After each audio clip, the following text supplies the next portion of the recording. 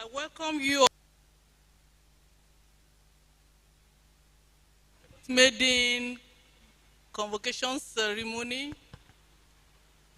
of the Olusegun Obasanjo Leadership Institute, holding this day of 13th December 2025. Kindly let us welcome with great respect the chairman of the Olusegun Obasanjo Leadership Institute, His Excellency President Olusegun Obasanjo GCFR PhD, to this all-important occasion. Will you help me applaud his presence?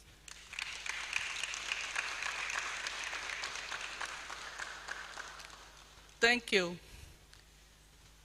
We would also be welcoming the director of the Olusegun Obasanjo Leadership Institute, our own General Martin Luther Agwai. Welcome, sir. Thank you. And we are going to be welcoming together as well the one who has come to honor us with his contribution by delivering the very first convocation lecture today. The guest speaker, Professor Oyebanji Oyelaran Oyeyinka. He will be properly recognized and introduced very shortly. And also let us also together welcome the Vice Chancellor of Bells University of Technology, who is one of our very major partner in progress. Without his presence, I'm not sure whether our certificate will be valid. Professor Oludele Jeremiah or Jediron. The bells are ringing and it will always continue to ring. I want to welcome, we have a formidable team from the Middle Belts. We call them the Nigerian Middle Belts Brain Trust, MEET. Our own director, General Agwai, is leading that team. And they have come to honor him by their presence here at this very first convocation. We have on that team Professor Mike Wanashe. Prof, thank you. Help me applaud them all the way.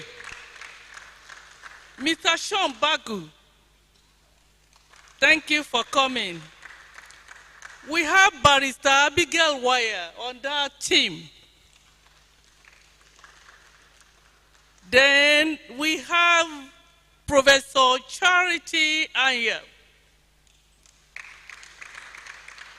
She's former Vice Chancellor, Benue State University.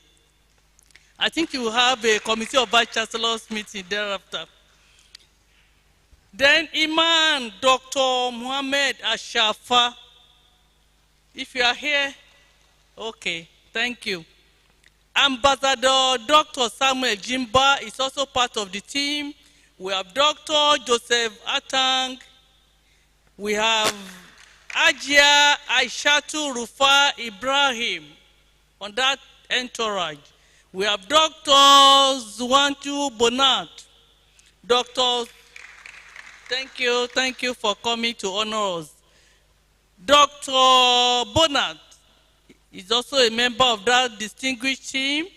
Dr. Sele Momale, Professor Patrick Dolly, then Professor Ben Angwe is also a former Vice Chancellor of Veritas University. Mr. Isaac Bame, Thank you for coming. Then Dr. Nasifat Mohammed is on that team. Then the general, then Thomas Junior Bimba. That's the coordinator of the team.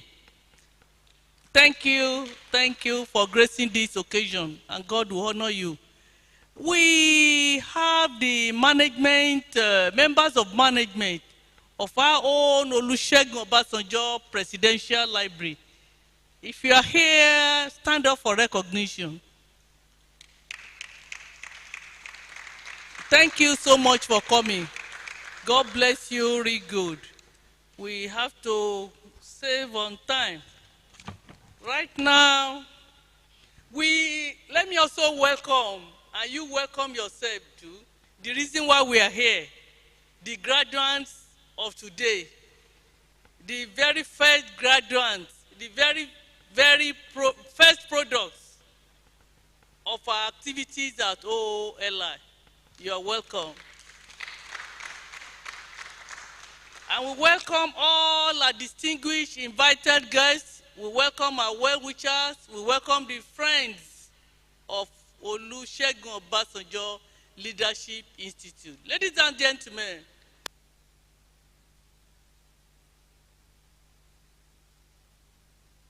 now I will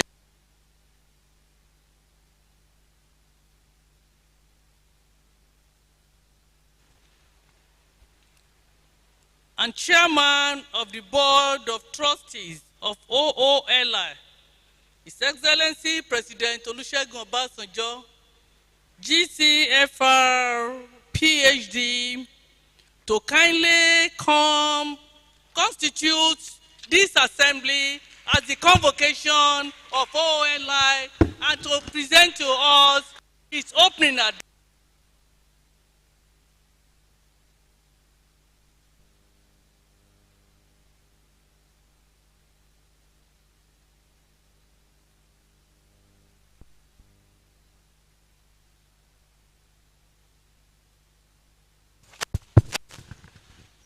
The director and I were arguing among ourselves who should come next. I think he thought he should come ahead of me, and I thought, according to the program, I should come ahead of him. So while we were debating who should go first, the registrar announced me. So then water finds its own level. And the director then decided to sit down. Now I want to welcome all of you. This is particularly a very important day for us at OOLI.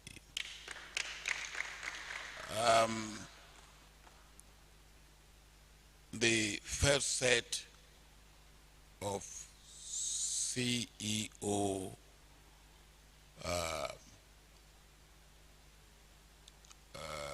course, the CEO that we first tried to get through a course at the OOLI are being graduated, are being celebrated, not only being graduated, but also being celebrated today. I want to emphasize what we are trying to do in OOLI. We want to go away from the run of leadership training, leadership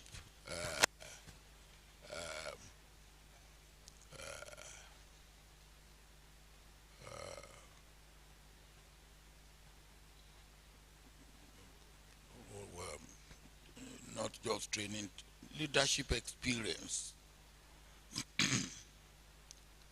And I believe the best way of really getting people to learn is to learn from those who have done it. And so our idea is, yes, there will be course opportunity for you to read, opportunities for you to have lectures, but opportunities for you to interact with those who have made it. And that, I believe, is what will distinguish us as a leadership institution from most other leadership institutions that are in existence or that have gone before us. And this, to us, is very important. And then, of course, when you have CEOs and director will understand what I'm trying to say here. When in the military, we go for a very high training institution, you are also learning from among yourselves. Because you go to something like Royal College of Defense Studies, which I went,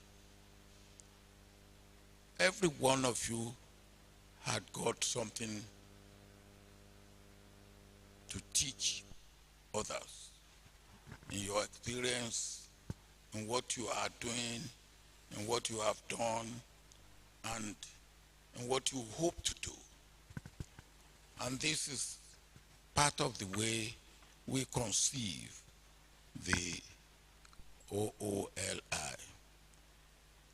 That, yes, you will have lectures, yes, you will have books to read, yes, you will have videos to watch, but more importantly, you will have people to listen to interact with, to question what have they done, how have they done it, why have they done it, and then, of course, learn that way.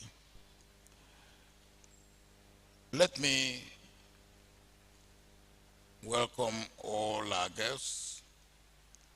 Let me also again say congratulations to the first set of graduates. Let me welcome our convocation lecturer, Triple Oye, Oye Banji, Oye Laran, Oye Yinka.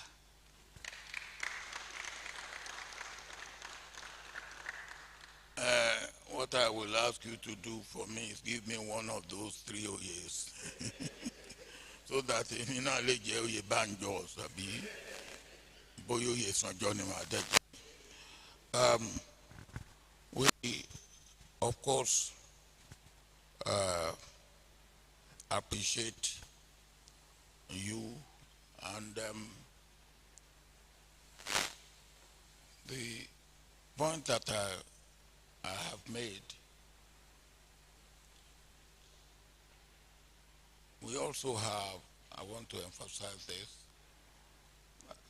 we have the interaction with the Bells University of Technology, who are around and available to us, and of course the whole of Olusegun Obasanjo Presidential Library outfit also who we can use.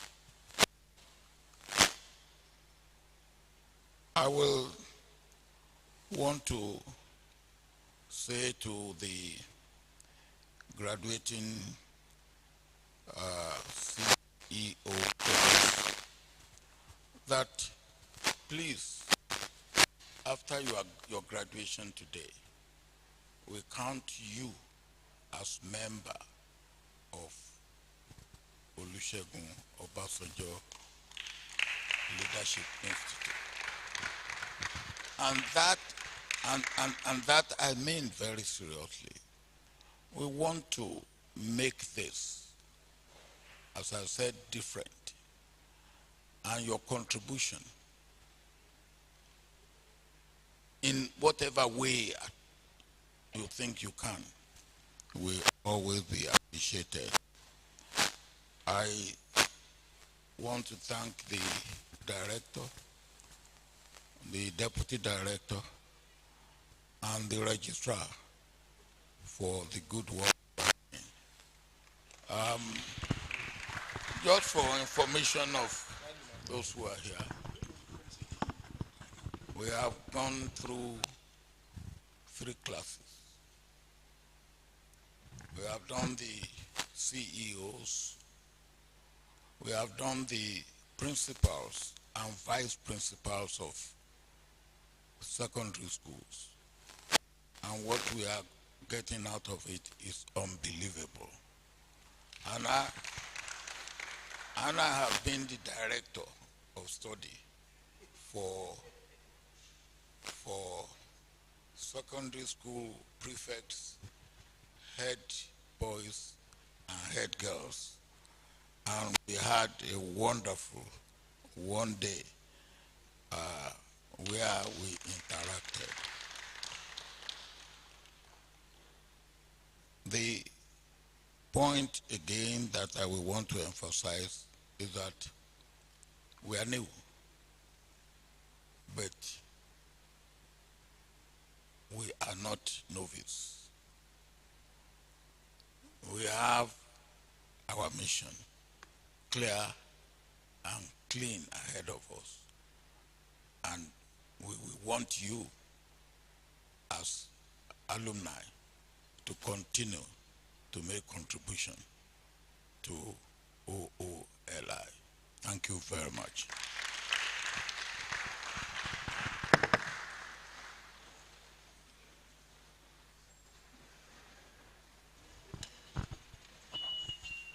You can applaud him to his seat.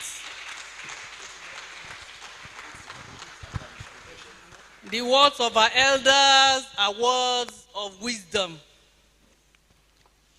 Thank you, sir. And God continue to bless you for us. Now, the convocation has been duly constituted, and an opening remarks has been made. Now it's time for you to listen to the, how do I say, I want to say general address, not general address. An address that is packaged by the general, who is the director of the institute, the Olusegun Obasanjo Leadership Institute. He will welcome you all. Director, sir. Thank you. Madam Registrar, thank you very much. Our chairman, His Excellency President Olusegun Obasanjo, our guest lecturer, our graduates, all of you looking very elegant, really confirming to all of us that you are chief executives. So we are so happy that you are here. It gives me much pleasure to welcome you to Olusegun Obasanjo Leadership Institute, OOLI for short, in Abeokuta, Ogun State, Nigeria. The brainchild of His Excellency Chief Olusegun Obasanjo, GCFR,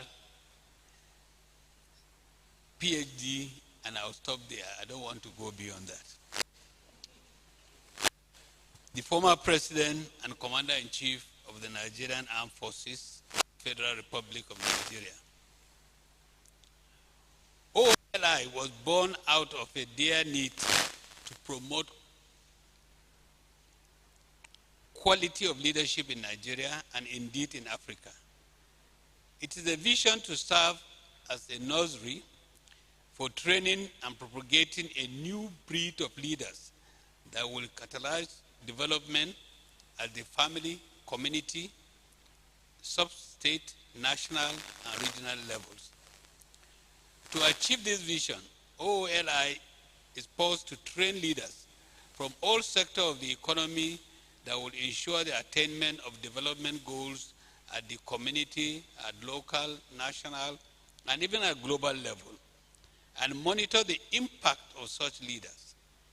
One of a kind is the sense of what our chairman have stated: we are a practical institution whereby we encourage people in leadership, mentorship, in governance, and our priority is above all on issue of practical and not academic approach. In July this year, Ooli admitted its first set of chief executive officers and professionals for an intensive 3-month certificate course in transformative leadership. The program ran for 3 months and with physical contact and offline supervision in the respective places of work. A total of 21 participants were admitted for the executive leadership training class, while 5 participants were admitted into the senior executive class. This gave a total of 26 participants. However, 2 of our participants are based in the UK, so you will not see them physically today during the convocation. Today, history is being made by this institution, and we are convocating the first set of our participants, as our chairman have already stated, and we are looking forward to them to be our ambassadors and to show the world what they have acquired as transformative leaders. It should be noted that in addition to the training of the chief executive officers and the professionals, 2 other programs are also ongoing at the Institute, which includes leadership training for, as Baba has already told us, the school principals and vice principals, as well as that of the school prefects and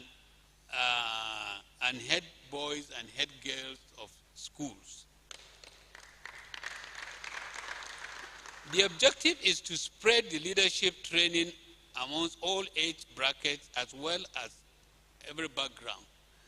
And it will interest you to note that our chairman has also asked us to look into how we will involve market women and traders in this institution.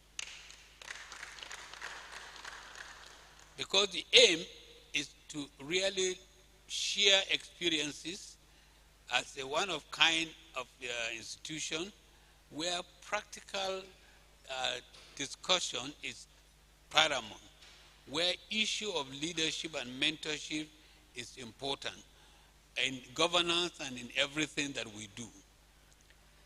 This is with a view to raising the kind of future leaders that Africa needs, leaders that would be imbibed with the desirable leadership qualities of humility, courage, and clarity of vision, as well as leadership indicators of accountability, political and corporate stability, absence of violence, administrative effectiveness, and belief in the rule of law.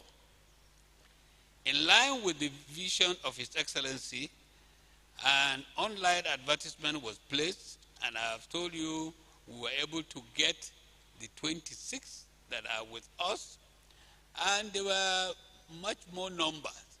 But because we wanted to start in a modest form and grow gradually, we started with this 26.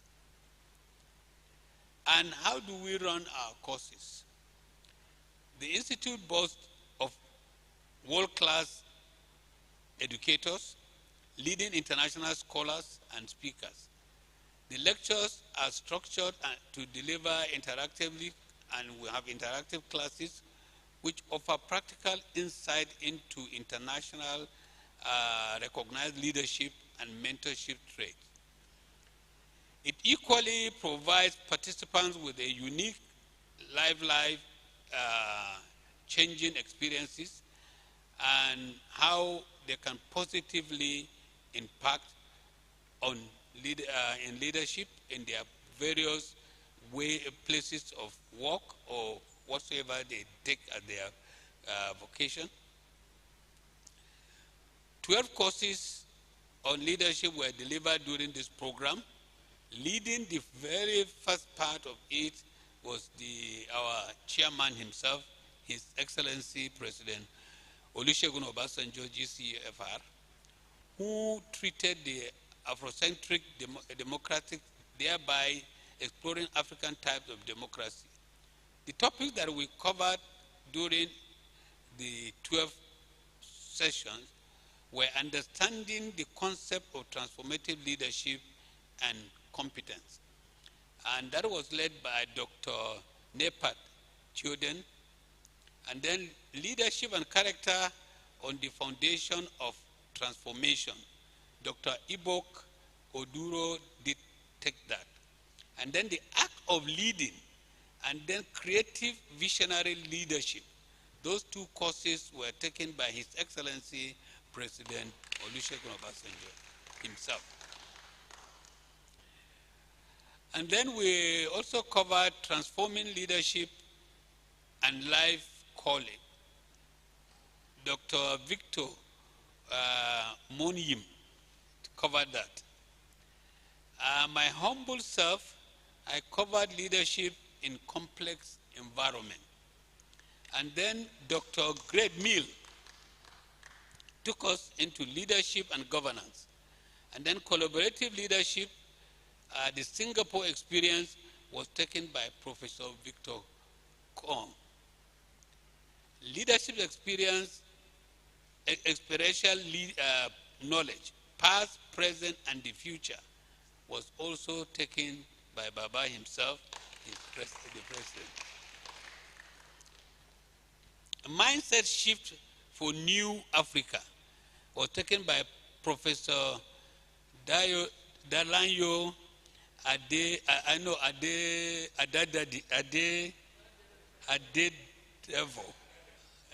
Yes, Adedevo. And then we have leadership and coaching by Professor Mike Wicker, and celebrative leadership by Dr. Iggy Nyangoba, and then transformative leadership and the project itself handled by Dr. Nepan Chodan and our own Deputy Director, Professor Adedeji Daramola. Today we are blessed with having Professor Ayobanji Oyelara Oyeyinka, he was formerly in African Development Bank, and now he's all over the place. We are grateful that you took time to come to us. I'm sure you would benefit a lot from the presentation we are going to have from him. We have several people that have visited us, among them the former Prime Minister of Ethiopia, Hailemariam Desalegn, and then the U.S. Consular General has also been with us. with the Honorable Minister of Arts, Culture, Tourism, and Creative Economy, Barrister Hanatu Musa Musawa, has also been with us. The UNEDO Director in Nigeria, Dr. Johnson Filbert, and then the Vice Chancellor of Lagos University, Professor Folashade Ogunsola. We have also the alumni of the former institute that Baba went when he was in the military, the Royal College of Defense Studies, London. The alumnus group came led by Major General O.O. Oshino, were here. And we have partnership with, today also, we have our colleagues from the Middle Belt Brain Trust that are here with us. We have partnership with people who have started building partnership. The Defense Headquarters has actually come in and we're looking on how to work together with them. And then the Ogun State government, for their senior directors and executives, we hope within the first half of next year, we'll run a course with them. And there are other, more and more are coming. And with this set graduating today, I'm sure we'll have very many more partners that we will work together. The press has been friendly to us, and we thank them for opening doors for us to become visible. We want to thank particularly Guardian, Vanguard, Punch, and Tribune, and also the Nation for the much coverage they have given us. And far away, we want to thank Political Wire, a top newspaper in Addis Ababa that actually reported and covered the visit of the former Prime Minister when he came here.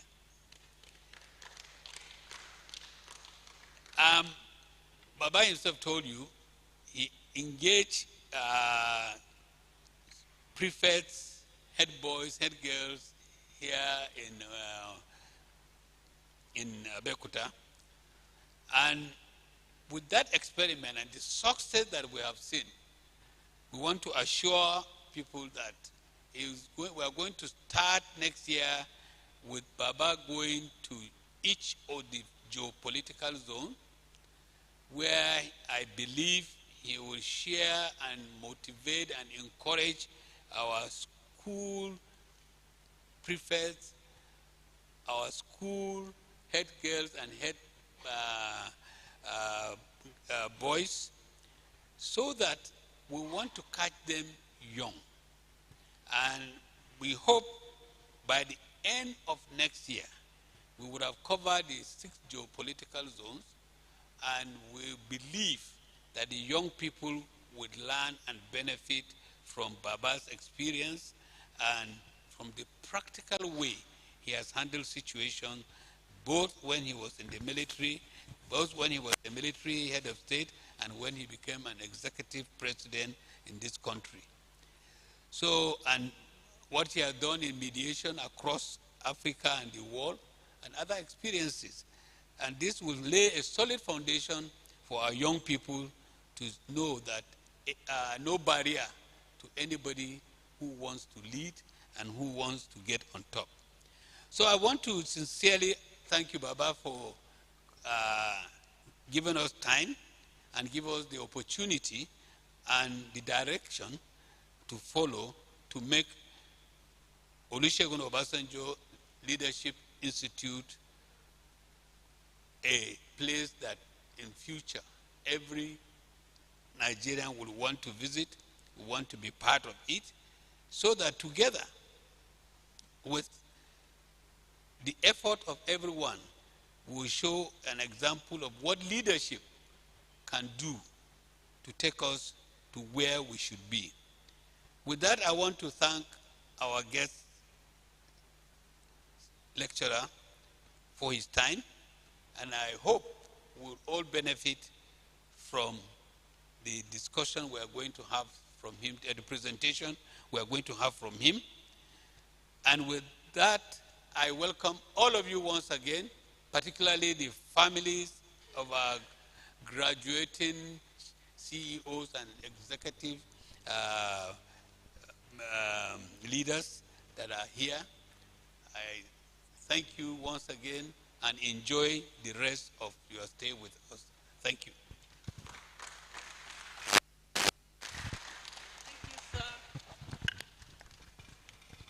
Thank you.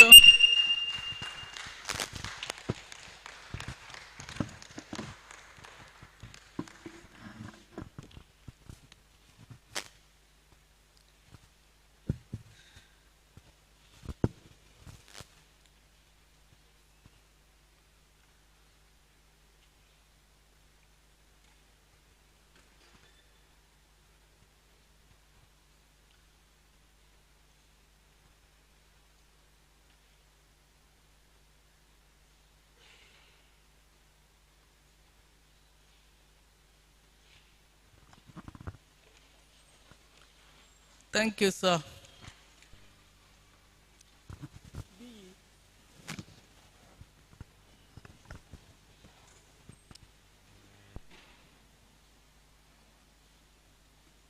Pleased to be inviting the Vice Chancellor, Bells University of Technology, our own dear Professor Jeremiah Ojedinron, to please come and present his goodwill address at this convocation. Thank you, Prof.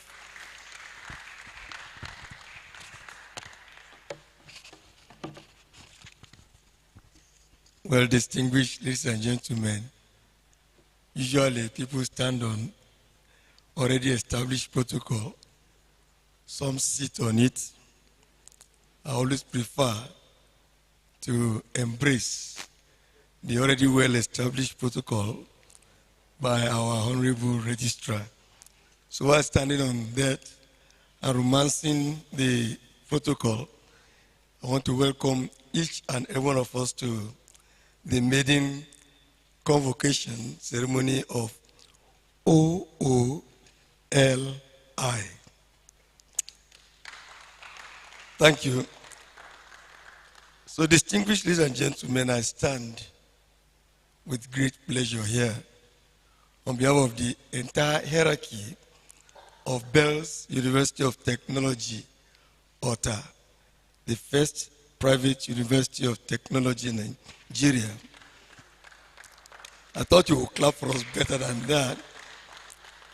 To rejoice with the director, the CEO of Olusegun Obasanjo Leadership Institute, OOLI, General Martin Luther Agwai, retired, CFR, FSS, FWC, and all the other titles. Other board members, executive members, and faculties on this special occasion of the maiden convocation / induction ceremony for the Chief Executive Officers, Transformative Leadership Course 2025. Bells University of Technology, OTA, is glad to identify with the intentional direction of OOLI in recognizing that leadership and mentorship is the cornerstone of progress and development in any society. This has led to OOLI's lifelong commitment to offer courses with unique flavor, as well enumerated by the director here and our Baba of Africa.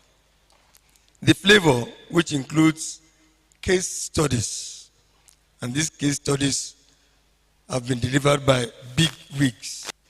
I call them big wigs from all over the world, and experiential learning by successful leaders and notable practitioners for select leaders and learners.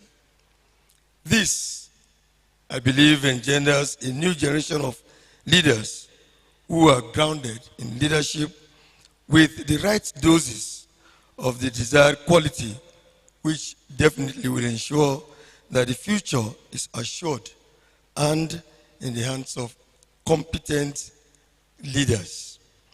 The last program, which was for prefects, head boys, and so on, those of us who are there will agree with me that in fact it is catching them young. Questions from these young students showed that they have capacity to lead in the future because they drank really from the well of experience of our Baba of Africa.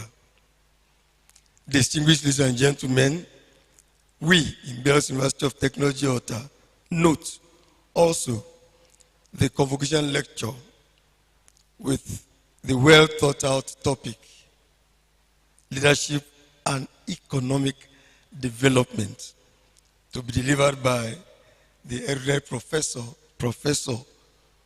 Banji Oyelaran Oyeyinka.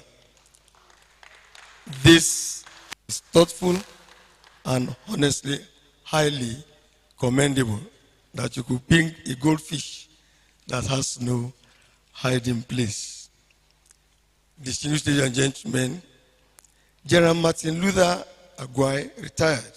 Sir, I congratulate you on this landmark event. It is our prayer that the Olusegun Obasanjo Leadership Institute, under your leadership, will thrive in the drive towards attaining excellence. It is also our prayer that the Institute will further fulfill the vision and mission of our founding father who just stepped out, Chief Olusegun Obasanjo, GCFR, PhD, and achieve distinction all round about.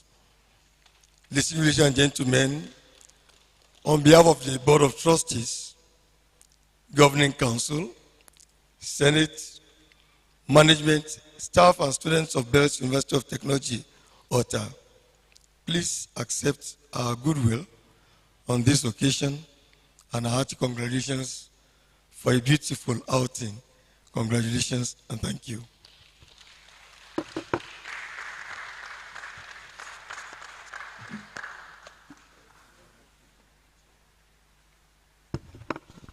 I didn't ask you to stop. That's my Vice Chancellor.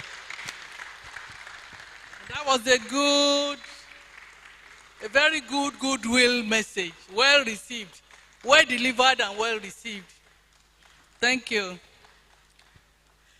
I will now be calling on the Deputy Director Ooli, the one that has been running around, putting your heads together and making you obey the call to this graduation. Professor Adedeji Samuel Daramola, to come and give the citation of our guest speaker. Who is really our guest speaker? He will tell us. Thank you. And congrats. Thanks, please be seated. Thank you very much. Many years ago, I heard of a name,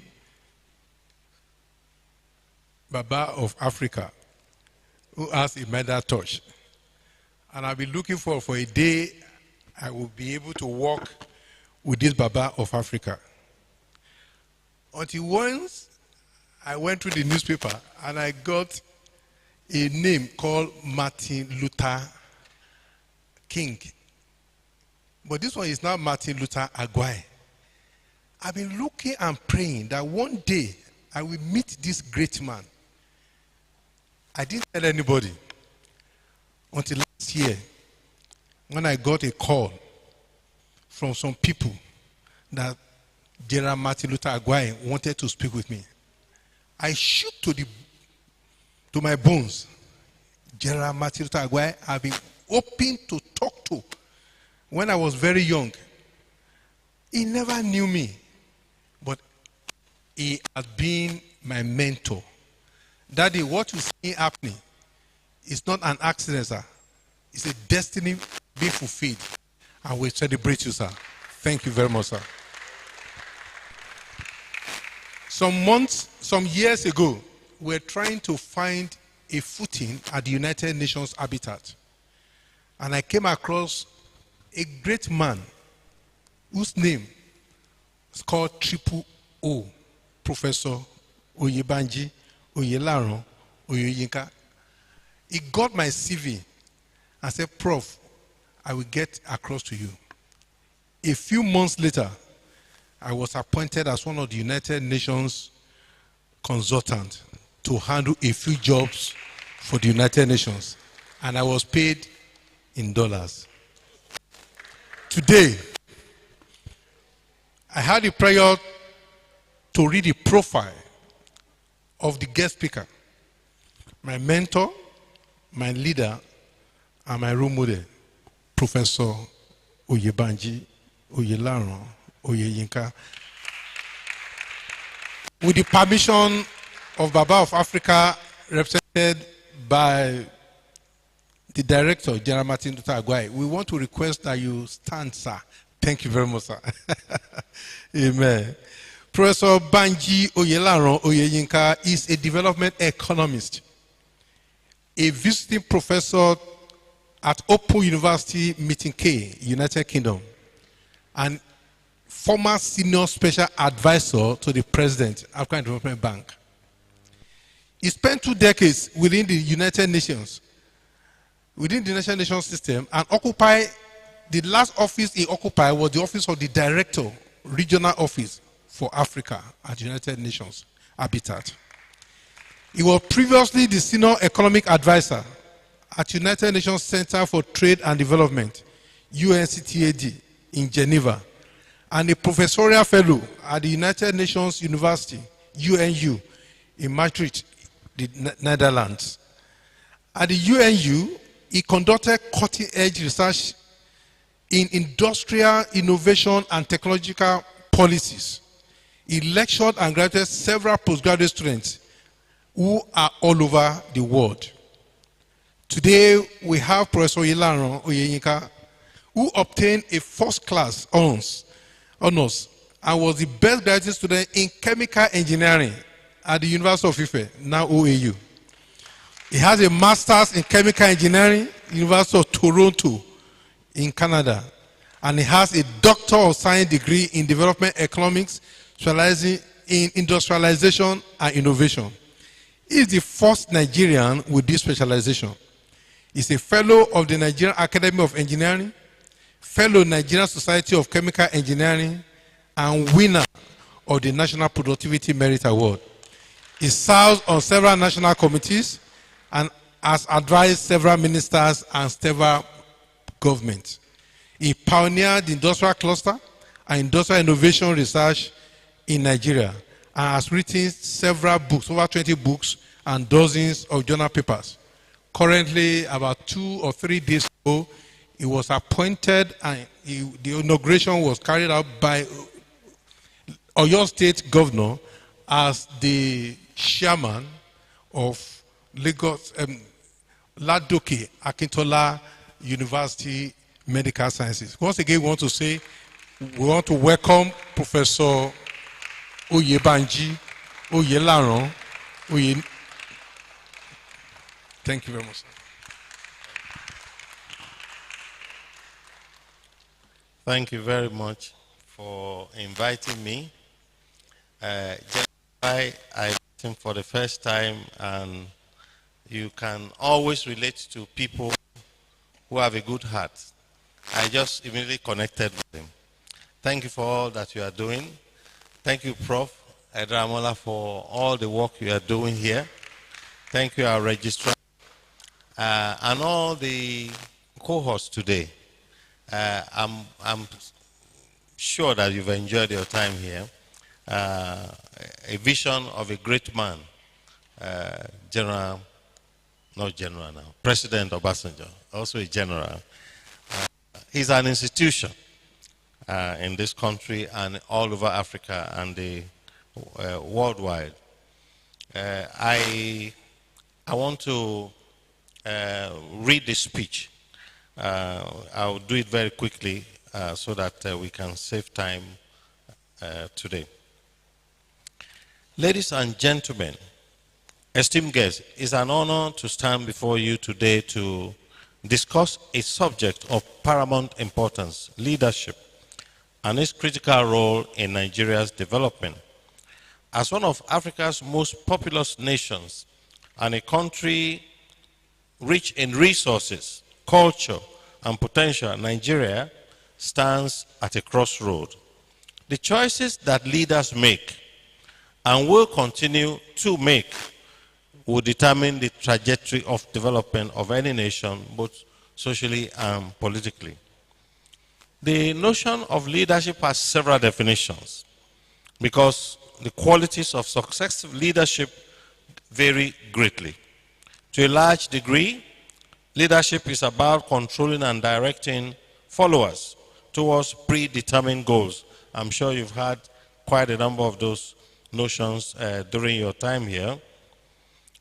Leadership is usually acquired through vision. Leaders who make a difference in the performance of organization must have a vision of what and where they are leading their followers. Let me outline a few imperatives of leadership. Just, I'm sure, as a reminder to you, I'll just outline 5 of them, not go into too much details. First, a leader needs to provide a vision for the future of the nation. It involves this ability of this leader to inspire and guide other people towards a compelling future by articulating a clear vision towards that goal.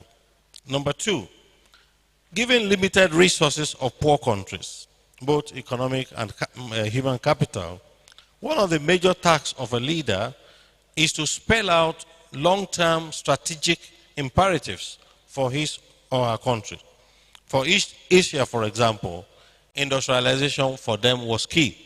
They looked at how the West developed and they saw that the only and probably the most important factor that distinguishes the poor from the rich countries is the acquisition of technological capabilities.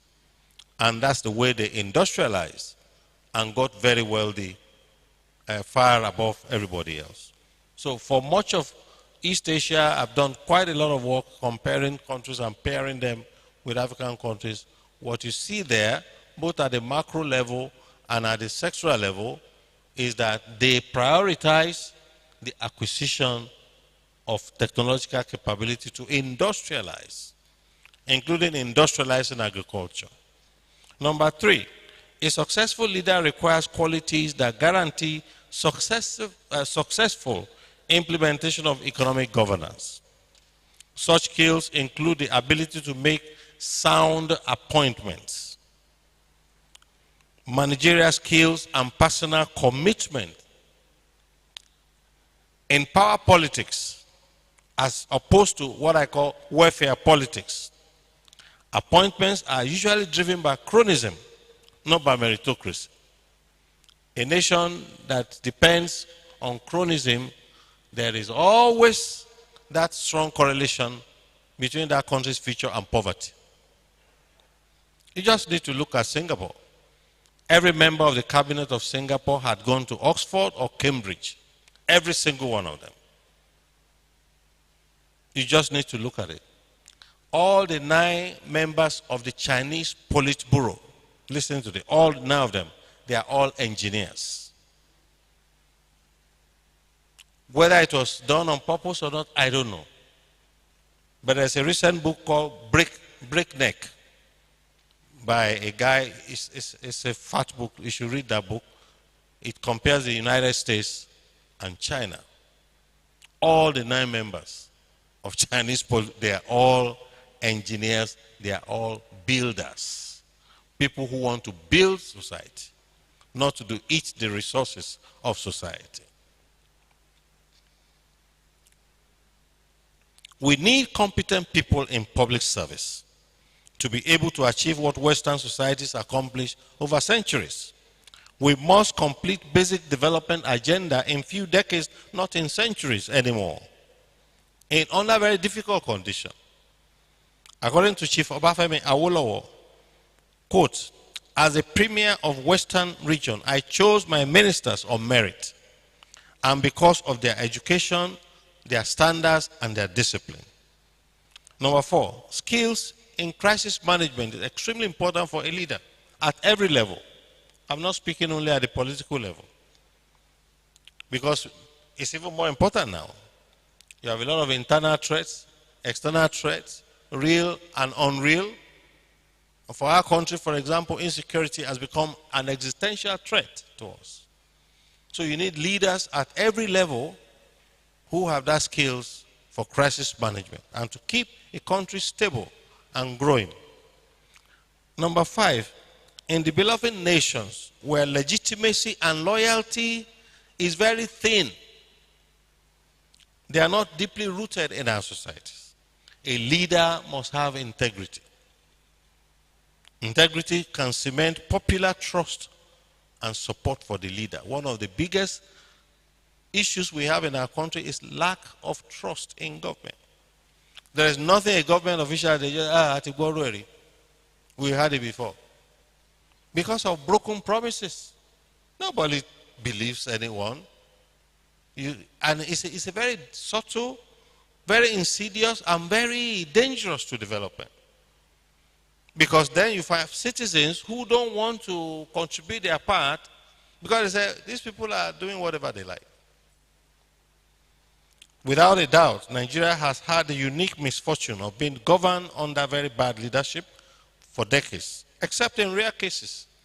We have a case of President Olusegun Obasanjo, for example. Many will still remember the records he made when he was president. But we don't have many of it. That's the truth. Poor leadership usually has very unique and negative impact on development. And the various global indices show it. Just take a look. According to Chandler Good Government Index of 2025, Nigeria is ranked 116th out of 120. 116. In other words, we are right there at the bottom of the class. Number 1 is the first one. We are 4 from the bottom, classified with Somalia and all these countries. In the specific pillar, because those indices always have several pillars that they rank them. In leadership and foresight, Nigeria ranked 110 out of 120. On the Mo Ibrahim Index of African Governance in 2025, we scored 45.7 out of 100. We ranked 33 out of 54 African countries. In the Corruption Perception Index of 2024, we are ranked, that's a global index, we are ranked 140 out of 180.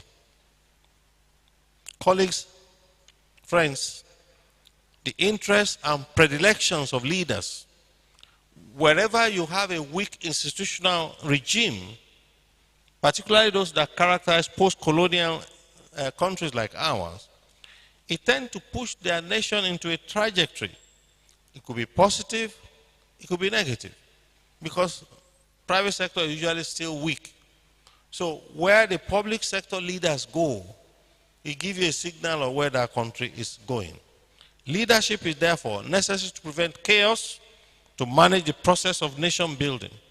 And nation building requires a builder or a collection of builders devoting explicit and deliberate effort to the process of nation building. It's a complex thing. As you and I know, to build a nation is a complex thing. Culture, tribal, ethnicity, religion, all this cocktail that could be explosive sometimes. So to create an equitable society and also to balance that with fast economic growth always requires strong leaders. So how has leadership retarded Nigeria? I'll just name 2 or 3 things. First is what I call the vision execution gap. Nigeria has never really lacked visionary plans. Just look at our first national development plan. Look at the Vision 2020. What we have lacked is the power to execute. Leadership has treated governance as a series of political transactions rather than a sacred covenant to deliver long-term development. Plans are abandoned when a new administration comes, not out of necessity, but out of self-interest, out of indiscipline and lack of political will. In our country, for the most part, I call it development by declaration. Someone just comes and declares it, and he goes away. Sometimes the money voted will never be released. When they are released, somebody else thinks it's their money. Second, we became a predatory state rather than a developing state. Nations like Korea, Taiwan, Singapore, Rwanda, even here in Africa, built developmental states where the government actively partners the private sector to drive industrialization and growth. In our country, for the most part, I'm sorry to say, we have cultivated what we call a predatory state. A predator feeds on the prey, where leaders feed on the people. They feed on what belongs to the people. The Commonwealth is treated as personal. Self-interest and vested interest always come first for the most part. The state itself becomes an instrument for personal enrichment, for cronyism and patronage. Resources to build refineries, railways, universities are siphoned into private pockets. The result? Persistent inequity, inequality, poverty, and industrial backwardness. I wrote a book called Rich Country, Poor People. I brought a copy that I want to give to the Institute. The third one is the weakening of institutions over time. When leaders don't behave properly, you weaken the institutions, including the civil service, judiciary, electoral bodies, anti-corruption agencies that are weaponized by leaders for their own purpose. When institutions are weak, therefore, impunity will thrive. The rule of law will falter. Good leadership, on the other hand, give direction and strengthen institutions to administer transparent sanctions, incentive, and authority, while bad leadership corrupt these institutions. Take the Olosanye report, for example. You know about the Olosanye. It's an 800-page report that was presented in April 16, 2012. It recommended the abolition and merger of 102 government agencies and parastatals due to duplication, wastage, and corruption. There were more than 250 agencies, commissions, parastatals created by whim, according to that report. And it passed through the National Assembly. There are 106 public-funded core research and quasi-research centers spread across the country, including a full-fledged institute to study trypanosomiasis. Just one. But the report says only about 10% of their funds was ever expended on core research work. The rest goes to staff, salaries, and procurement. The report identified 50 agencies without any enabling law whatsoever. And they were getting money, and they were there operating. There were 55 others that were not under the supervision of any ministry. And they were getting money, and they were operating. The phenomenon resulted in high personnel costs, and I quote the report, say, quote, many of them receive more budgetary allocation for personnel than they require because the component of the budget is usually inflated. They were just there as the personal fiefdom of the DG while poverty ravages the country, while roads are not built, and you find us today a minister celebrating the building of a bus stop. There was almost a whole day celebration on Channels Television, celebrating that they built a bus stop.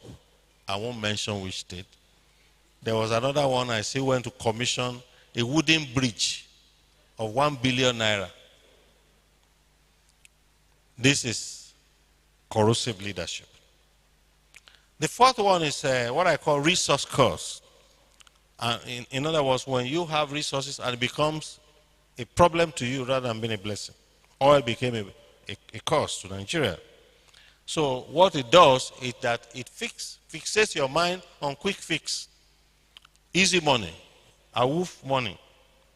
Rather than use the oil money as a seed capital for industrialization, there had been no serious effort to implement the diversification of the Nigerian economy into manufacturing, technology, and agro-processing. Instead, we became import dependent, killing local industries and perpetuating unemployment. Compare Nigeria with Vietnam. The report of Vietnam's new statistic came out a few days ago. I was looking. That small country that was ravaged by war. I visited Vietnam a couple of times while I was at the United Nations. I was there for almost 20 years in the UN. And we used to go to a number of these places. They were going with begging bowl to the old Soviet Union. Today, last year, Vietnam's export hit a record of $405 billion. 405 exports. The country diversified from oil. It also had oil and coal and all those things. But they began to remarkably focus on agriculture, not just cultivation, on processing. And what is the report, the result? Between 1980, where they were begging bowl country, in 2024, export of agro-processing alone was $60 billion. 60 billion. Consisting of rice, coffee, black pepper, cashew, and each of these products, each of them export was over 5 billion each. Just cashew, coffee. The rice sector of Vietnam actually broke a record last year. They now are only behind India. And they became the world's second exporter by the end of July 2024. Additionally, the country's export of footwear and textile. Remember we used to have a garment sector in Nigeria? Aswani, Kaduna Textile, even in Zamfara State, Guzau, all those ginneries everywhere. Nigeria was employing about 1.2 million people in the cotton textile garment sector in the 80s. Until we listened to advice, opened our doors, China smashed the sector and it disappeared almost. Today, the number of people in that sector probably 20,000 people struggling because we didn't have the leadership and the will to resist bad advice. The structural adjustment program was a bad advice. And I can debate that with anybody. You know, we were very much involved. I was with the Nigerian Institute of Social and Economic Research in those days with Professor Dr. Phillips. I'm sure, General, you remember him. Fantastic economist. And he resisted. He went to General Bangida and said, look, don't do it. Naira used to exchange for 8 naira dollar. No, in fact, so that time it went to 8, and it went to 8 naira. And everybody was alarmed. Alarmed. We didn't know where we were going. But these other countries, they stood their ground. They don't debate too much. They don't talk too much. This is the key. When I was in the United Nations University, I used to run a program. We invite, just like this program, 25 people every year from Asia, Africa, and Latin America. Middle-level civil servants. We bring them for 2 weeks to UN. I was in Maastricht then in Netherlands. And that was the time I saw how they operate. They don't argue. They don't get into debate with the West, the World Bank. They don't get too much into debate. You say it, they listen to you, they go and do exactly what they want to do. That's what saved them. Nigerians debate too much. We talk too much. We oppose ourselves too much. Every government, somebody will oppose it. Everyone, somebody, every state, tearing each other. See where we have landed, 60 years. We have to show a new kind of leadership ethos and a leadership covenant that says this country must rise.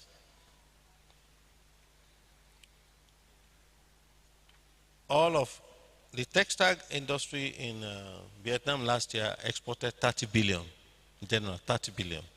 All of our oil last year was no more than 30 billion. In fact, all we exported in agriculture was 3 billion. So that's about 10% of what they exported only in textile.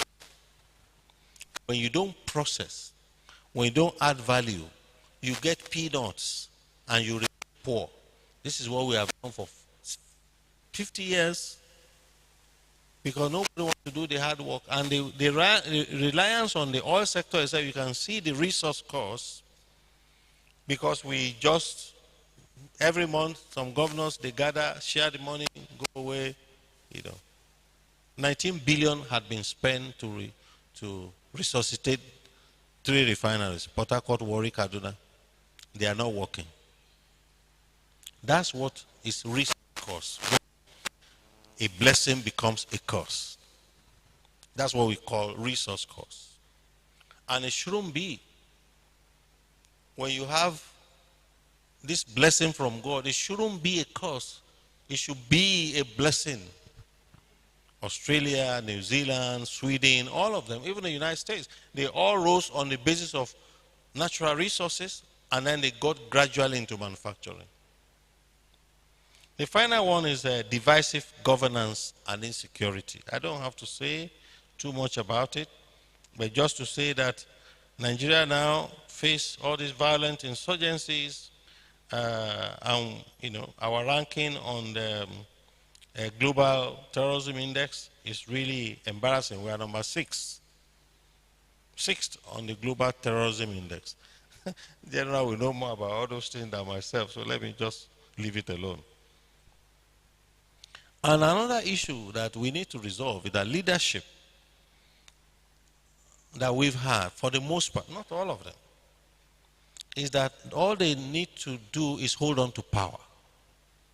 It's not about service to the people. And there's a quote here that I picked up from Simon Sinek. He said, leadership is not about being in charge. It is about taking care of those in your charge. I find that quite a remarkable definition. It's about people. If you don't want to lead, don't go there. If you don't have a heart to care for people, don't go there. It shifts that focus from power to stewardship and to service.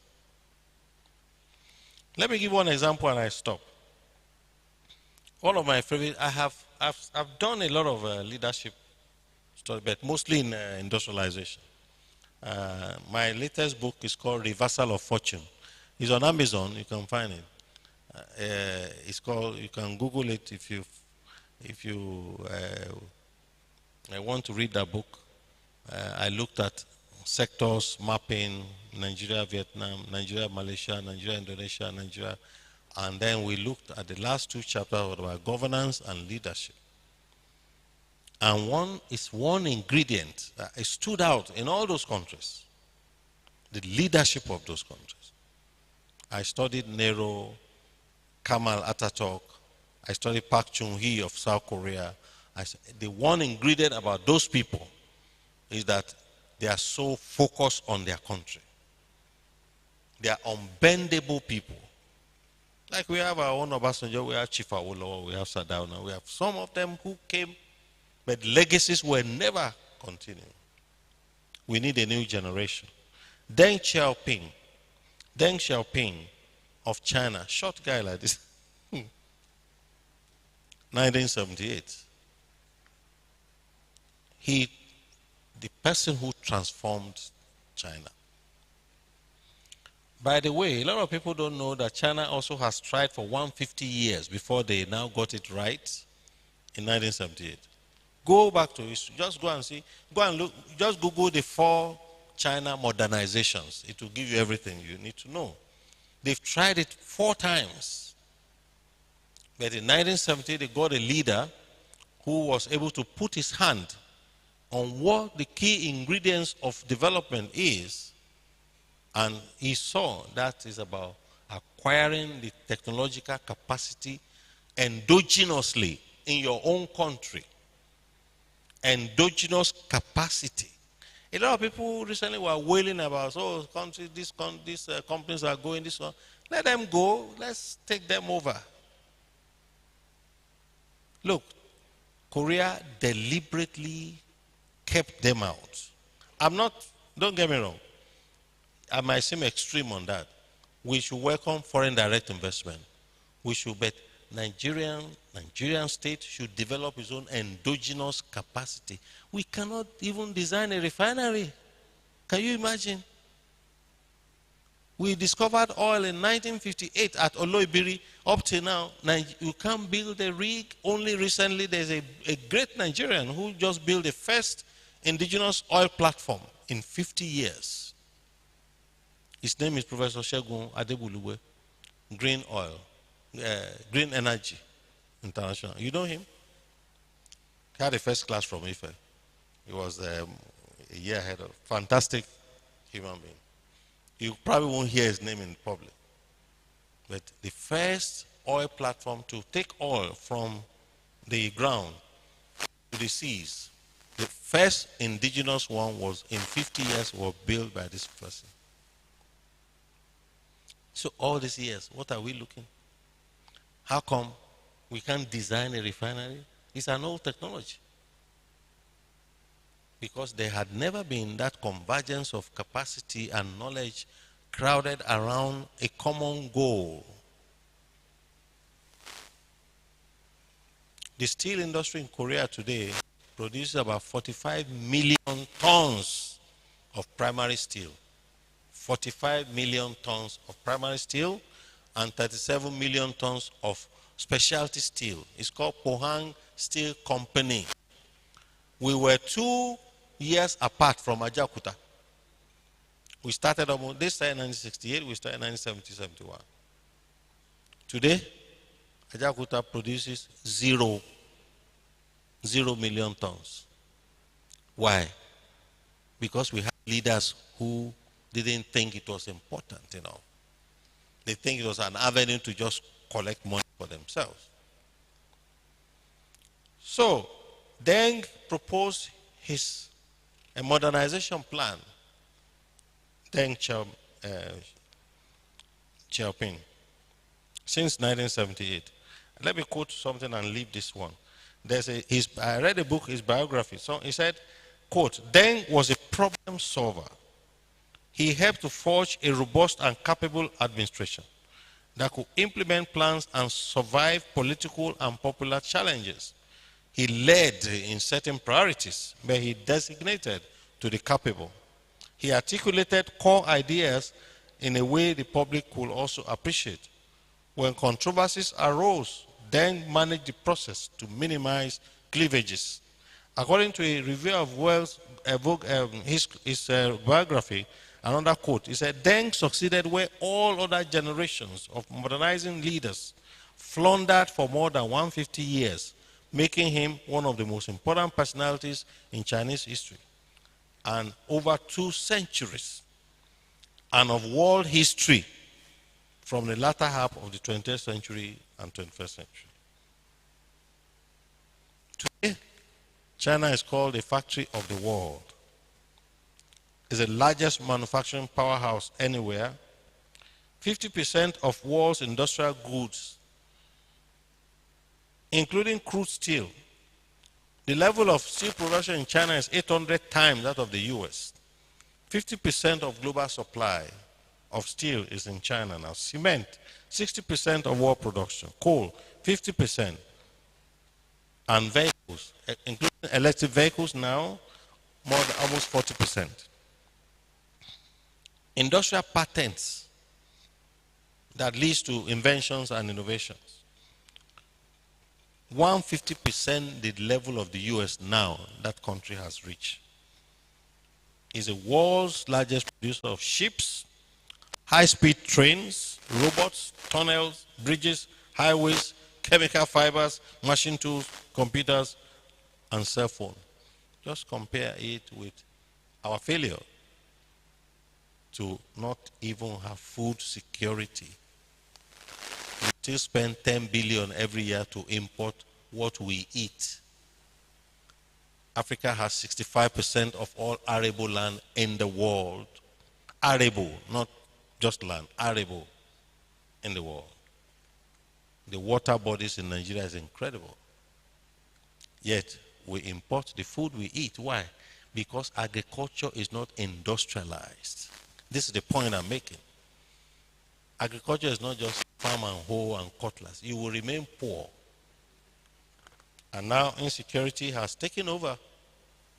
Even farmers cannot go to the farm. So what's the way forward?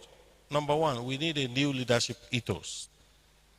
Value-based recruitment. As I said, this is critical. You know, President Obasanjo picked out Dr. Adesina, who became my boss at the Africa Development Bank, as the Minister of Agriculture. And that changed everything. You look at that administration, the greatest shining light of that administration was Dr. Akinwumi Adeji Adesina. Because you pick one person, it changes. When we got at the Africa Development Bank, took that bank from asset of 93 billion to 318 billion. It's a Nigerian. It's a Nigerian. So value-based recruitment is extremely important. When everything is dictated by cronyism, winning election, this one, that one, you miss out on the good people. You miss out on the good. So I thought I should emphasize that one. Training leadership. This is why this is extremely very important, what you are doing. And I pray that God will bless the work of what you are doing here. You know. And I'm also suggesting, and I see that in fact they were already talking about several other segments of. I wrote here that the OO Leadership Institute should include in its program Nigerian Youth Leadership Academy to train aspiring private and public leaders in ethical governance, strategic planning, and public policy. And I also propose leadership and the bureaucracy. The bureaucracy is a major issue for us, both in its competence and the corruption and everything.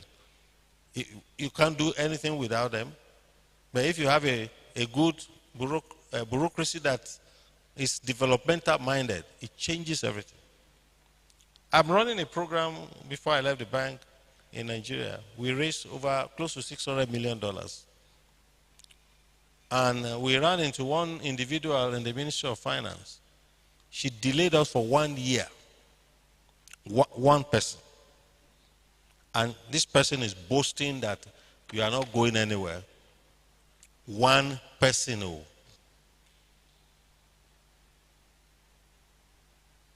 But you know, the bank has core values. The Africa Development Bank is the only triple-rated bank in Africa. They will not bend and they are not going to bribe you. So I said, well, you can sit there all you like. We are not going to bribe you. Even if I have the money, where will I get the money to bribe you? People will tell me, oh, but that's how they do. You have to bring envelope. I said, which envelope now? Where will I get it? One person. I can't say anything in public. Number two, number two is rebuild and shield strong institutions that guarantees their independence, professionalism, and to enforce continuity. Number three, embrace the developmental state model. You know, I've already talked. And then prioritize human capital development. Our greatest resource is not oil, but people. Overhaul the educational system. And I talked about bring back our talent program with incentives to repatriate experts in diaspora. Our story can change, and I end here. And our story must change, beginning with leadership. We have seen nations rise from ruins. Rwanda from genocide. Singapore. South Korea, after their ruinous war, they rose again. They had just one thing in common: leadership that put their nation first. The Nigeria of our future, a Nigeria of thriving industrial progress, a Nigeria of quality education, a Nigeria where infrastructure is abundant and we have 24/7 electricity, a Nigeria of united purpose is possible. But it will be built by choice, not by chance. The choice to elect better leaders, to be better citizens ourselves, and to build strong institutions. Let this be our own national mission, to transform leadership from a problem to the solution. God bless all of you here. God bless the OLI. And God bless our dear country.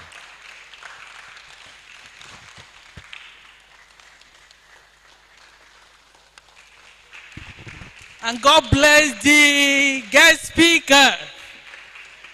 God bless you. Let the ovation continue. Let's appreciate him. Let's appreciate him. It's a serious problem, very critical. A convocation lecture of bells 1 year. The topic was, what is wrong with Nigeria? And the summary and the kernel and answer to that question was that Nigerians are the problem of Nigeria. May God help us. Each time the woes of Nigeria are enumerated, you are always moved to tears. And we pray that God will help us to do things right. Until we do that, I don't know. May God help us. Thank you.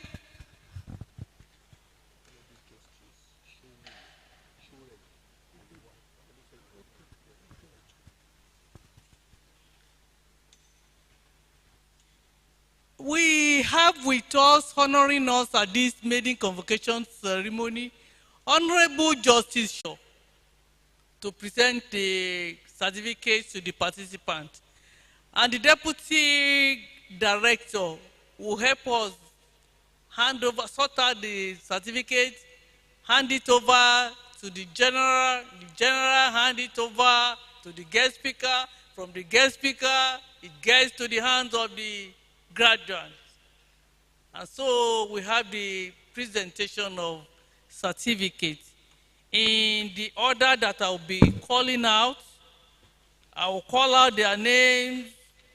The Deputy Director will sort out the certificate. Okay, let me disturb you by calling you to the podium. So the graduate can have a handshake with the director, with the guest speaker. First on our list is Dr. We have Adefila Christiana.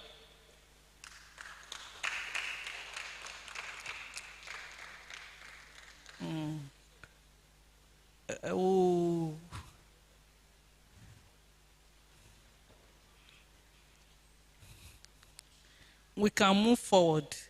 I'm sorry to disturb you, so that she can.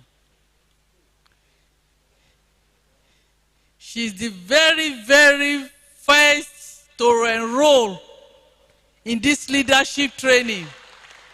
She actually reported in her office one day and she said she has come to resume. I said, resume what? When we're still putting our heads together, I said, Prof, we are in the market, so we have to start. So she encouraged us to actually start. Congratulations, man. Then we have Adefila Oluwatoyin, a great daughter indeed. She will never leave mom alone. So they have to undertake this training together. God bless you. Aṣáájú Ọpẹ́yẹmí.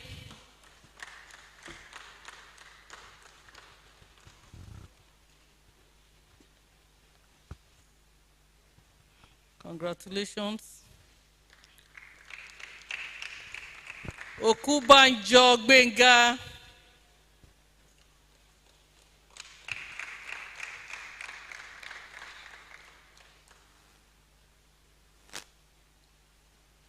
Congrats. Awokoya Israel.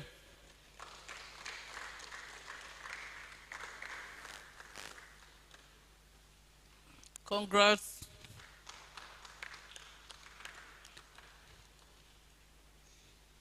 Bashua Fumilayo.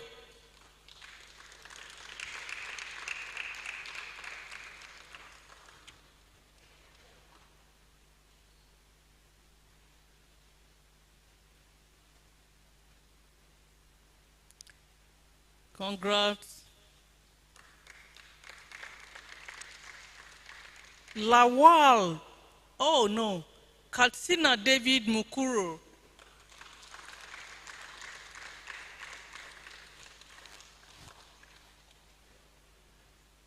Congratulations.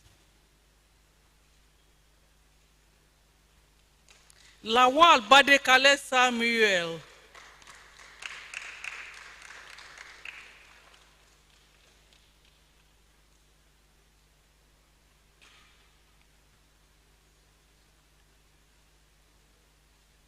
Oko Benedict Honor.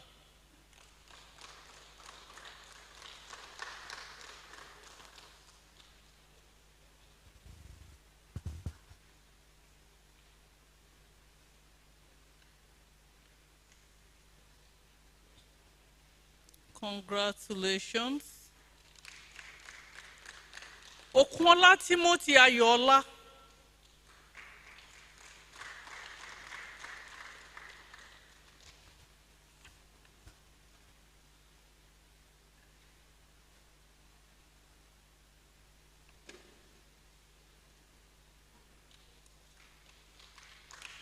Oladoja Olatunde. It's not here.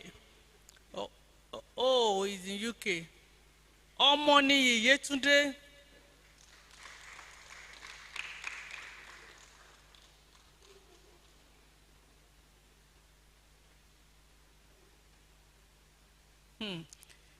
The class captain.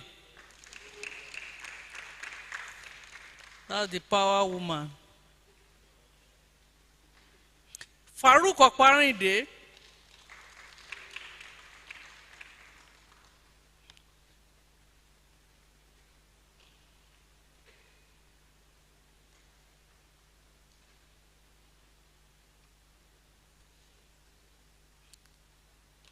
Lawal Assis Adefemi.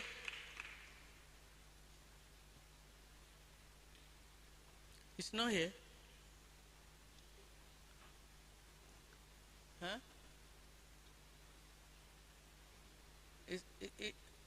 I should call the next person. Shuremi Abimbola.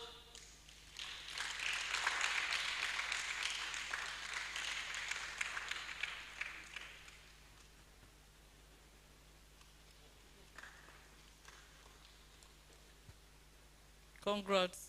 Olaoluwa Kolawole.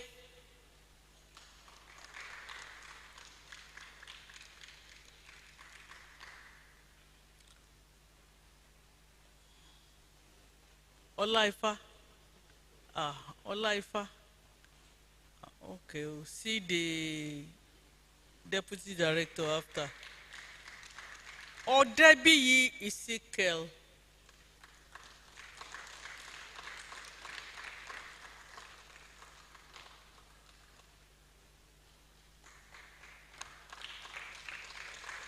Dr. Otobo LV.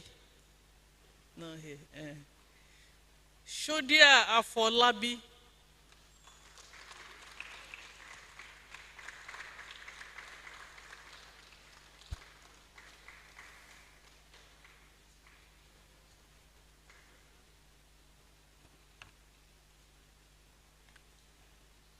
Now the turn of our senior executive participant or graduates, Dr.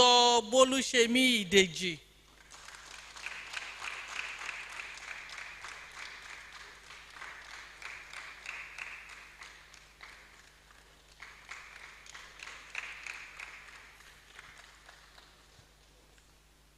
Yeah, congratulations. Dr. Sulaiman Kazim is not here. Dr. Bitoye Adeniyi.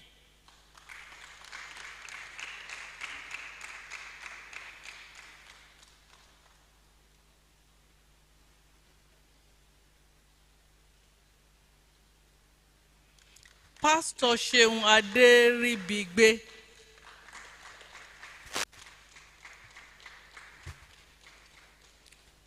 Congratulations, sir.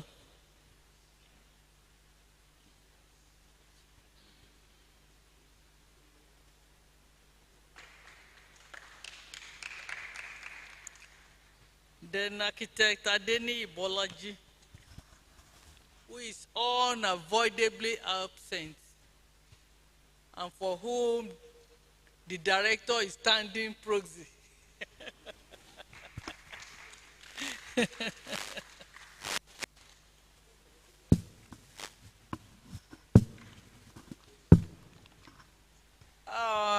Let me call the deputy director to make some. You want to make some announcement? Did you say they should know? Okay, okay. Thank you. Appreciate them. Appreciate them. Appreciate them. Appreciate them.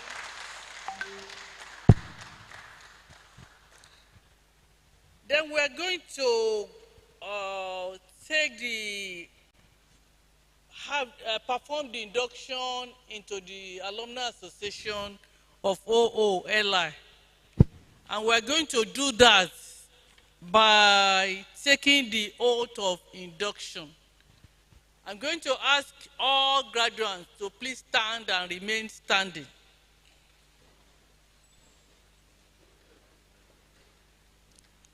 And you are going to be repeating after me as I read. And when where you have the open column, you put your name. This is the oath of induction into the Olusegun Obasanjo Leadership Institute, OOLI Alumni Association. I am standing as registrar to administer the oath of induction into the Olusegun Obasanjo Leadership Institute Alumni Association. So you repeat after me as follows. I, you put your name.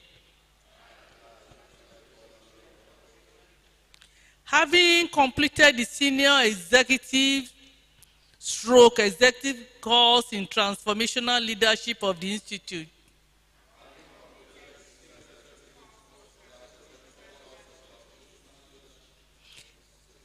desire to be admitted into the Olusegun Obasanjo Leadership Institute Alumni Association.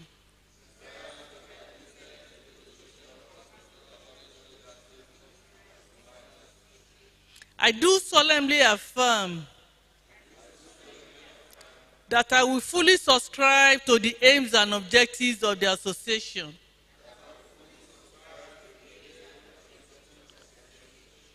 and always contribute to its growth and development. So help me God. So you are now the foundation alumni members. You can meet and elect your officials and presidents.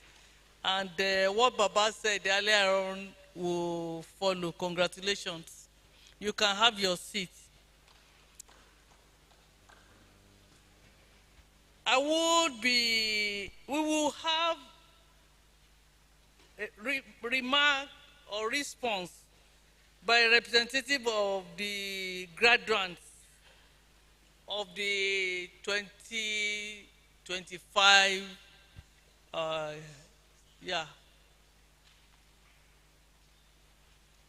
Dr. Bolu, you are going to be doing that for us.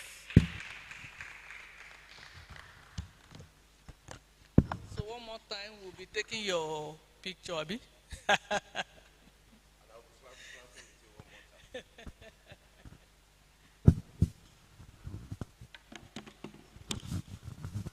Good afternoon, distinguished guests. I want to borrow the word from Prof, the VC of Bells University of Technology, by standing, sitting, and embracing all existing protocols.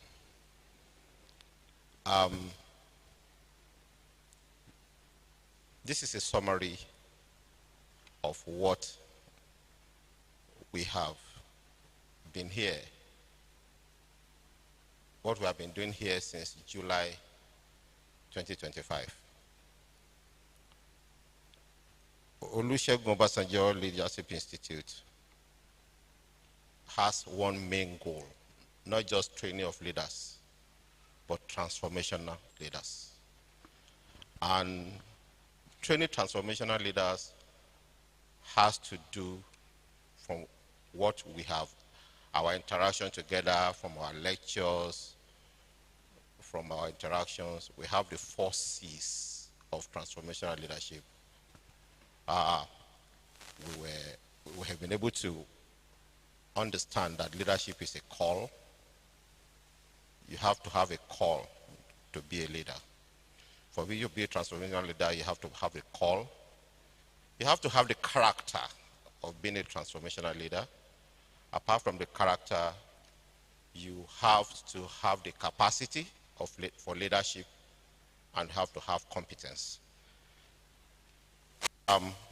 The Olusegun Obasanjo Leadership Institute aims to address Africa's leadership challenges, which are the main obstacles to the continent's development. The Institute seeks to explore questions around Africa's poverty and underdevelopment amidst abundant resources, just as Professor the Triple O's has highlighted. I follow your steps, sir. Africa is battling with poor governance, not just poor governance, but also poor followership. Africa is battling with focusless leadership. Focusless leadership. Just like Prof has said, our leaders are not focused. Africa is battling with ethnicity and religion in governance, civil and ethnic wars, senseless ones at that, very senseless ones. If we can all recall the very elucidating lecture of General Agwai, he dwelled so much on this. It was so enriching and the best lecture I have ever had on ethnic and civil wars in Africa. I buy it for you, sir. Poor resources management, just like Professor Yeduna just said. Prof, you couldn't have, nobody could have put it better. Poor resources management, where our resources become costs instead of them to become benefits to us. We have poor accountability, hunger, malnutrition, and long-serving and sit-like leaders. Africa is the only place where we have leaders that have been there for 50 years. We have leaders that cannot walk again, that still want to continue as presidents. We have leaders who wee on themselves in public and they want to continue as presidents. It is disheartening. The Olusegun Obasanjo Leadership Institute aims to address these challenges and assist in promoting good leadership and accelerated development in Africa. It therefore becomes very clear that it cannot be discussion as usual. The discussion has to move from just discussion to transformational leadership training. And to look, when we are looking at transformational leadership training, the summary of what we have learned, we have discussed of our interaction presupposes the following: enhance leadership capacity, foster inclusive governance, promote sustainable development, encourage accountability and transparency, and minimize conflicts to the barest level. The action points, therefore, will be to look at transformative leadership training and development programs, research and policy analysis, conferences and workshops, networking and partnerships. The Olusegun Obasanjo Leadership Institute has the unique and great potentials to drive transformative leadership in Africa by addressing the complex changes facing the continent. To achieve this speedily, it is hereby recommended that OLI embarks on deliberate partnership and collaborative training and transformative leadership training, starting from the youth programs. Intentional training, very, very intentional. From the legislative arms to the judicial arms to the executive arms.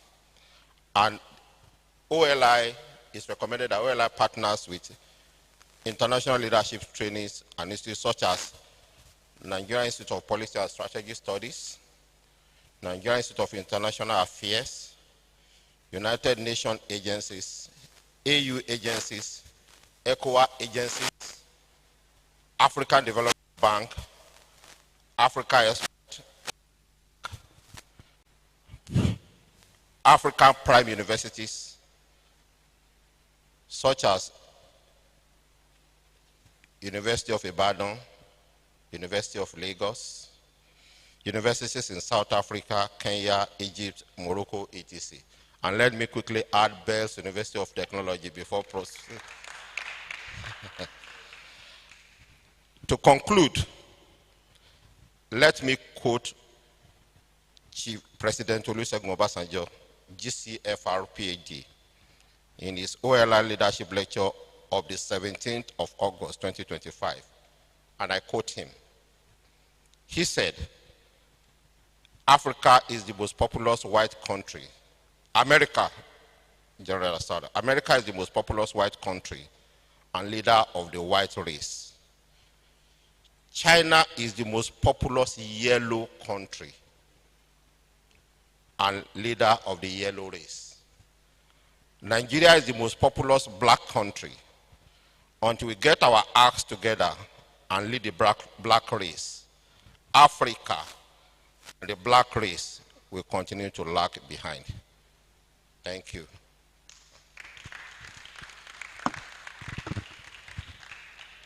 I thank you, everybody, all my colleagues at the senior executive class and even at the executive class for our interactions.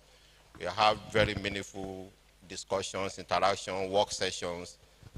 I have learned a lot, and I know we have learned a lot from each other. Let's continue to network as we move forward. Thank you all. Thank you.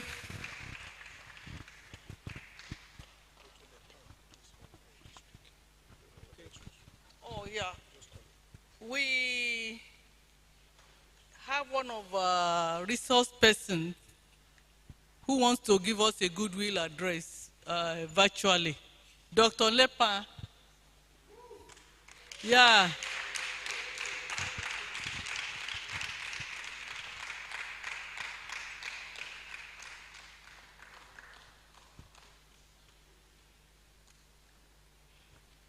I wish I remember the song he taught us to appreciate.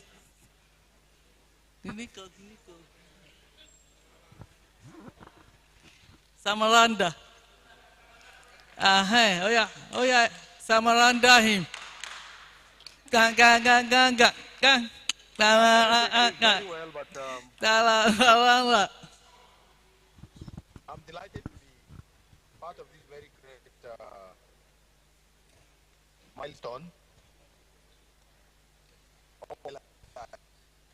It's a privilege for us in the International Leadership Foundation to be part of this historic moment. We want to congratulate the graduates. We want to congratulate our able father and founder of OLI and the chairman. To the graduates, congratulations. this is just the beginning.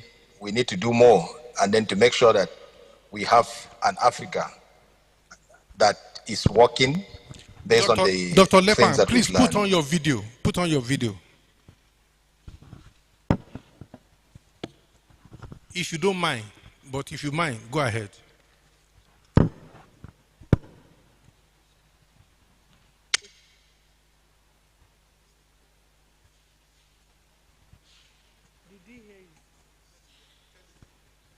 Continue. Let's hear you, Dr. Lepan.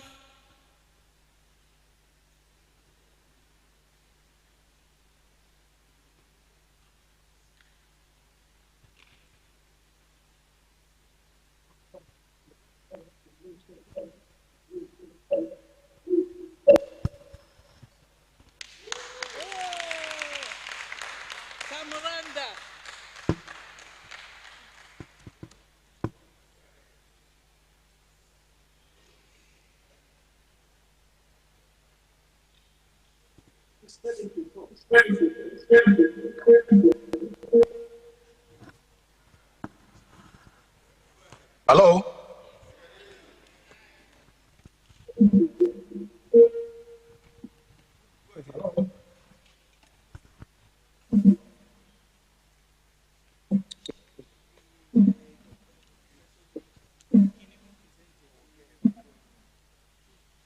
Dr. Lepan, please go ahead. Please go ahead. Please go ahead. Please go ahead. Okay, so thank you very much. Thank you very much. Yeah, it's a privilege for us to be part of this historic moment, the life of our country. And on behalf of International Leadership Foundation, I want to sincerely appreciate OOLI for giving us the opportunity to be part of what is happening. I want to congratulate the graduates for their tenacity throughout the period we've been meeting, and the zest and the zeal shows that if we all put our acts together, we can definitely have the Nigeria and Africa that we're all longing for. We want to appreciate our mentor, our father, His Excellency Chief Olusegun Obasanjo, for this initiative. It is one in a million, and I'm sure that this is just the beginning, and it's a milestone that we will see that Nigeria is changed, and the vision and the mission of OOLI will definitely change the society. I want to appreciate all the faculty, the admin of OOLI. They've done so well. Professor Daura, registrar, and our chairman, Gerald Agwai. I want to leave the graduates with this statement from the University of Texas. Their motto is that what starts here changes the world. So I want to say that what starts in OOLI will change the world. We really, really appreciate you. Our president, Dela Adenivo, would have loved to make a statement, but unfortunately he's on transit and so many things. So thank you, and God bless you. Wish you all the best, and let's connect and make sure that this mission, we take it to the next level. God bless, and thank you very much. Thank you. Before the photograph, let me call on the director on behalf of the chairman to give a closing remarks. Somebody said that whatever you forget to say when you are opening, you can say it when you are closing. All right. Our guest speaker, VC, distinguished ladies and gentlemen, I want to thank all of you for a wonderful day. I will say it's a day dream come true. And you know, some of us name have effect. I think because Dr. Martin Luther King Jr. said he has a dream, we also had dreams, And today our dreams have been fulfilled. I want to thank all those the management of OOPL who have left your job to come. I want to thank the members of the MBBT, our graduates, our friends, our families. Thank you so much. As we travel back, may God Almighty take all of us back to our destination safely. Thank you, and continue to be those ambassadors that will show that leadership matters. Thank you. God bless you all. Thank you, sir. Maybe you wait a little. The guest speaker has some presentation to make for you, to the OOLI.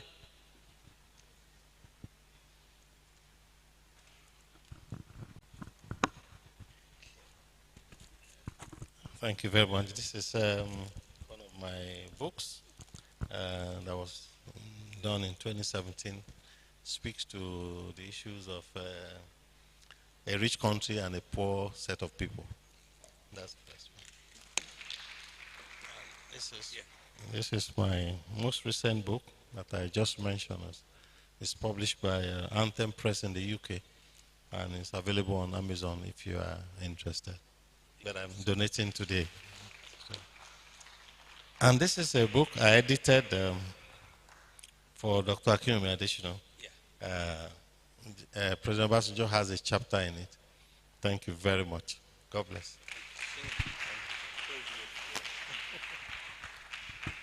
Then we'll have a group photograph of the graduates with the guest speaker before he leaves.